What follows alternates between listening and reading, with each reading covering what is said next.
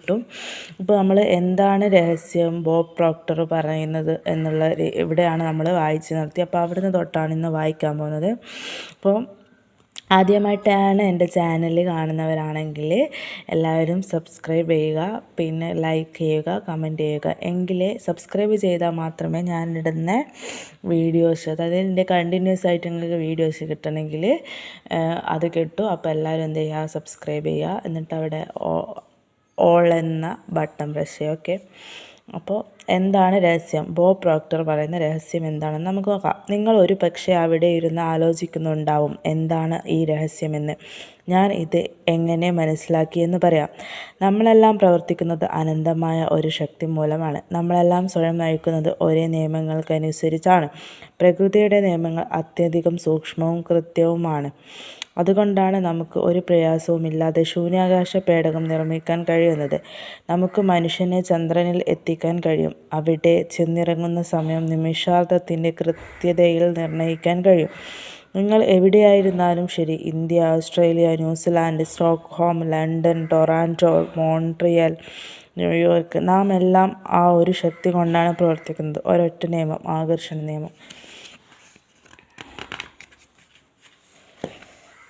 Next പേജാണ്.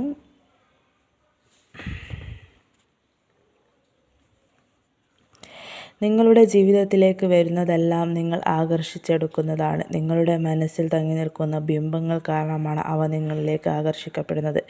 നിങ്ങളുടെ ചിന്തകൾ, നിങ്ങളുടെ മാനസിക വ്യാപാരങ്ങൾ, അതിനെയാണ് നിങ്ങൾ നിങ്ങളിലേക്ക് ആകർഷിക്കുന്നത്. നിങ്ങളുടെ ഓരോ ചിന്തയും ഒരു യാഥാർത്ഥ്യമാണ്, ഒരു ശക്തിയാണ്. പ്രെൻറ്റിസ് മൾഫോർഡ് പറയുന്നത്. ഈ ലോകത്ത് ജീവിച്ചിരുന്ന മഹാന്മാരായ ആചാര്യന്മാർ പറഞ്ഞു തന്നിട്ടുണ്ട്, ഈ പ്രപഞ്ചത്തിലെ ഏറ്റവും ശക്തമായ നിയമം ആകർഷണ നിയമമാണെന്ന്. William Shakespeare, Robert Browning, William Blake തുടങ്ങിയ കവികൾ അവരുടെ കാവ്യസൃഷ്ടികളിലൂടെ ഇത് പറഞ്ഞു. ലോഡ്വിഗ് വാൻ ബീതോവനെ പോലെയുള്ള മഹാസംഗീതജ്ഞർ അവരുടെ സംഗീതത്തിലൂടെ ഇത് പ്രകടിപ്പിച്ചു. ലിയോനാർഡോ ഡാവിഞ്ചിയെ പോലുള്ള ചിത്രകാരന്മാർ അവരുടെ ചിത്രങ്ങളിൽ ഇത് ആവിഷ്കരിച്ചു. Socrates, Plato, Ralph Waldo Emerson, Pythagoras, sir Francis Bacon, sir Isaac Newton, Johann Wolfgang von Goethe, Victor Hugo തുടങ്ങിയ മഹാചിന്തകർ അവരുടെ രചനകളിലൂടെയും ശിക്ഷണങ്ങളിലൂടെയും ഈ അറിവ് പങ്കുവച്ചു. അവരുടെ പേരുകൾ അനശ്വരമായി. അവരുടെ ഇതിഹാസതുല്യമായ ചരിത്രം നൂറ്റാണ്ടുകളെ അതിജീവിച്ച് നിലനിൽക്കുന്നു. ഹിന്ദു, ക്രിസ്ത്യൻ, ബുദ്ധ, യഹൂദ, ഹെർമറ്റിക്, ഇസ്ലാം മതങ്ങളും പുരാതന ബാബിലോണിയൻ, ഈജിപ്ഷ്യൻ തുടങ്ങിയ സംസ്കാരങ്ങളും അവരുടെ സാഹിത്യത്തിലൂടെയും പ്രബോധന കഥകളിലൂടെയും ഇത് പകർന്നു നൽകി. യുഗാന്തരങ്ങളിലൂടെ വിവിധ രൂപങ്ങളിൽ രേഖപ്പെടുത്തപ്പെട്ട ഇത് കഴിഞ്ഞ നൂറ്റാണ്ടുകളിലെ പൗരാണിക രേഖകളിൽ നമുക്ക് കാണാം. ക്രിസ്തുവിന് 3000 വർഷം മുമ്പ് ശിലാലിഖിതങ്ങളിൽ ഇത് രേഖപ്പെടുത്തിയിരുന്നു. ചിലരൊക്കെ ഇത് സ്വന്തമാക്കി കൈയടക്കി വച്ചിരുന്നു എന്ന് ശരിയാണ്. എങ്കിലും ആർക്കും കണ്ടെത്താൻ കഴിയുന്ന വിധത്തിൽ ഇത് ഇവിടെയുണ്ടായിരുന്നു. സമയത്തിൻ്റെ ആരംഭം മുതൽ ഈ നിയമവും ആരംഭിച്ചു. അതെപ്പോഴും ഉണ്ടായിരുന്നു, ഇപ്പോഴും ഉണ്ടായിരിക്കുകയും ചെയ്യും. ഈ പ്രപഞ്ചത്തിൻ്റെ മുഴുവൻ ക്രമത്തെയും, നിങ്ങളുടെ ജീവിതത്തിൻ്റെ ഓരോ നിമിഷത്തെയും, ജീവിതത്തിൽ നിങ്ങൾ അനുഭവിക്കുന്ന ഓരോ കാര്യത്തെയും നിശ്ചയിക്കുന്നത് ഈ നിയമമാണ്.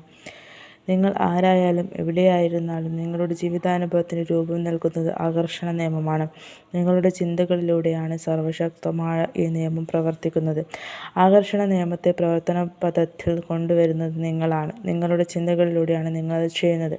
മഹത്തരവും ഒരിക്കലും പിഴയ്ക്കാത്തതുമായ നിയമമാണിത്. സൃഷ്ടിയുടെ സംവിധാനം മുഴുവൻ ഇതിനെ ആശ്രയിച്ചിരിക്കുന്നു എന്ന് ആകർഷണ നിയമത്തെപ്പറ്റി ചാൾസ് ഹാനൽ 1912 പറഞ്ഞു.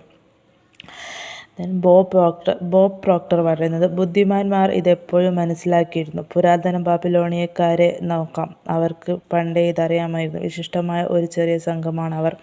പുരാതന ബാബിലോണിയയുടെ ഐശ്വര്യപൂർണമായ ചരിത്രം പണ്ഡിതന്മാർ രേഖപ്പെടുത്തിയിട്ടുണ്ട്. ലോകത്തിലെ 7 മഹാത്ഭുതങ്ങളിൽ ഒന്നായ ബാബിലോണിയയിലെ തൂങ്ങി നിൽക്കുന്ന തോട്ടം അവരുടെ സൃഷ്ടിയാണ്. പ്രപഞ്ചത്തിൻ്റെ നിയമങ്ങളെ ശരിയായി മനസ്സിലാക്കുകയും പ്രയോഗിക്കുകയും ചെയ്യുക. കാരണം അവർ ചരിത്രത്തിലെ ഏറ്റവും സമ്പന്നരായ ജനതയായി